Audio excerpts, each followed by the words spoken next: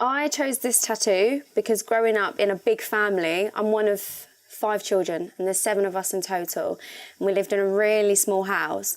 And growing up, pets was just never an option. Like stuff like hamsters and stuff like that was fine, but just never got a dog or anything. And on my 18th birthday, my mum said to me to come downstairs. There was a surprise at the bottom of the stairs for me. And he was just sitting there.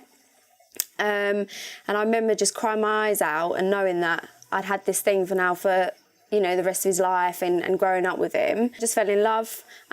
He's 9 years old now in June, and I wanted to get a portrait of his face tattooed on my leg so I know that I have him forever. And at the end, even when he comes to the end of his life and his days, I know that I have him on me for the rest of my life. I've got like my mum and dad's names tattooed on me. I've got the lipstick print of my sister, my older sister, and she's got mine on hers.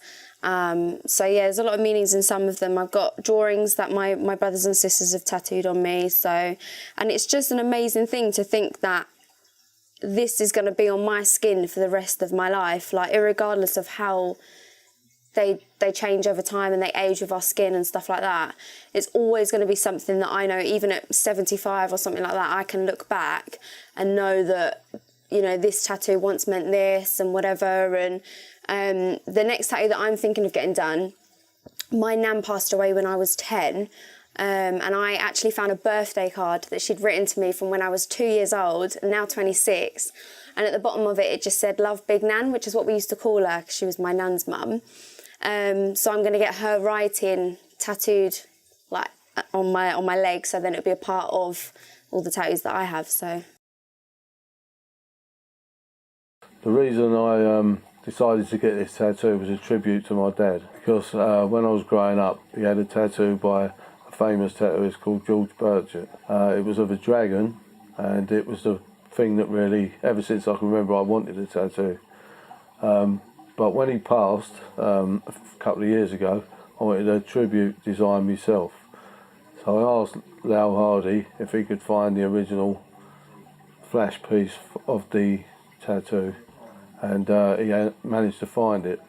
So after a discussion and everything, we decided to do it on the back of my leg because I ain't got a lot of room left, but it means a lot because it's like my dad's with me, because I've got this original tattoo and the design is over 100 years old.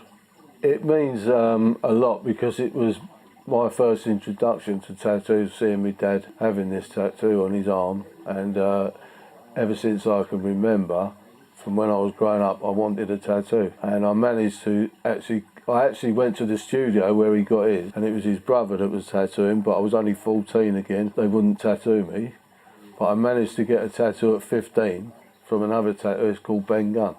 But it really means a lot because it's a tribute to my dad. A lot of them are mean things, but a lot of them are just, when I was getting tattoos in the 70s, there wasn't people that had a lot of tattoos. So it was a lot different to what it is today.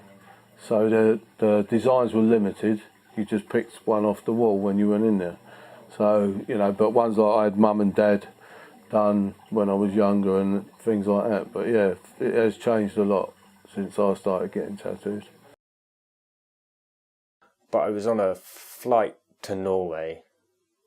I was reading an article about a guy who had a post-it note tattooed on his arm with his dad's handwriting on, and basically his dad had died in a car crash after writing that note, and it literally just said, "Gone to get milk, love, Dad." But it was the last thing he ever wrote, and I kind of thought about handwriting and how personal it is, so I got both my parents to write "I love you" with 2 kisses after it. I just kind of thought that way they're always going to be with me.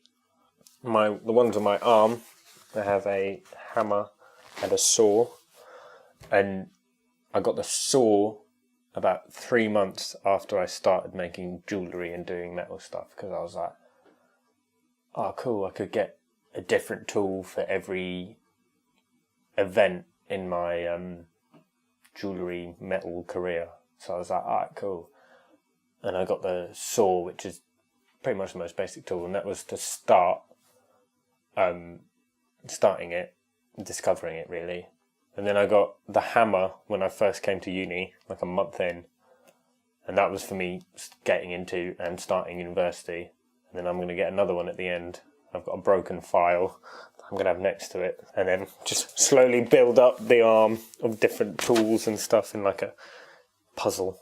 Then this one here is...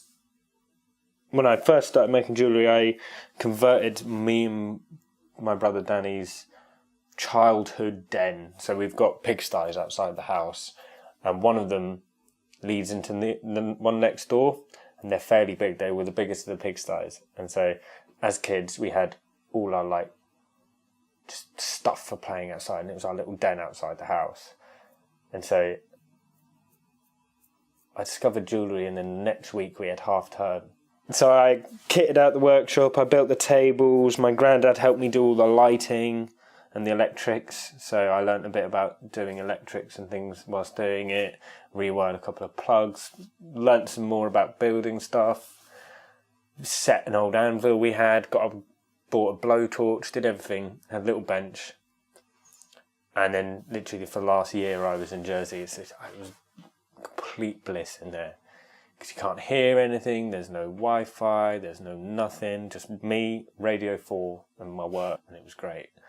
And so I'm on my 21st in November, and Daisy decided that, because I had mentioned talking about getting the floor plan of the workshop done when on one of our first dates, I was like, oh yeah, I want to get another tattoo, yada yada yada, and then so she paid for me to get it for my 21st.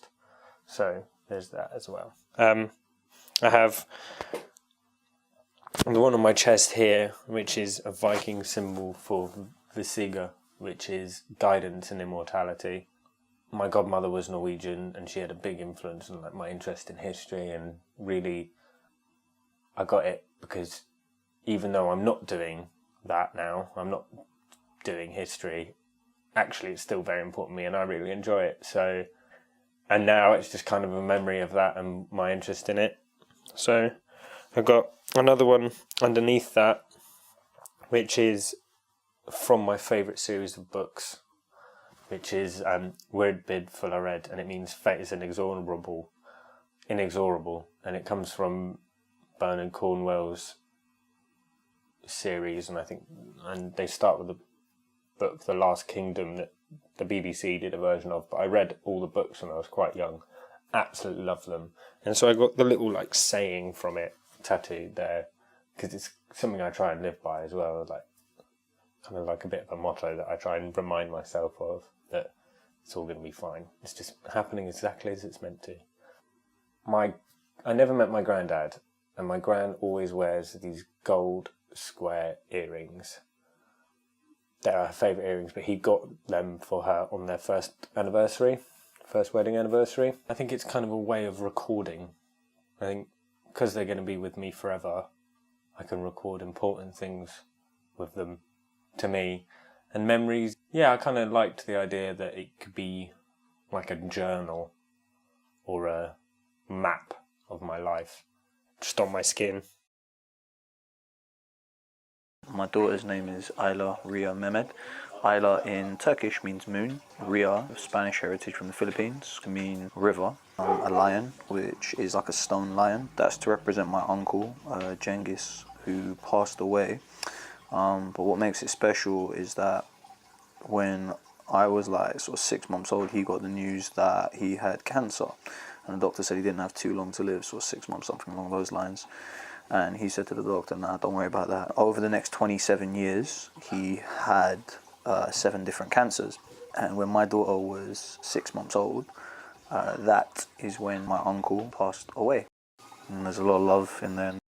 I always really liked tattoos, but I think a tattoo is something that is going to be with you forever, and I'm never going to be one of these people that wants to start doing cover-ups and this, that, and the other. So for me, a tattoo has to be something that symbolises something that you want forever. And I think that if you are going to get a tattoo, my concept on it is make sure you pick something that's really meaningful to you and something that when you look back on when you're old and grey, it's going to mean as much to you as it did when you were sort of getting it done. But yeah, I think some of the work that people do with tattoos is amazing. I think as long as the person who's had the tattoo knows what the real meaning of it is for them, I think that's what's most important.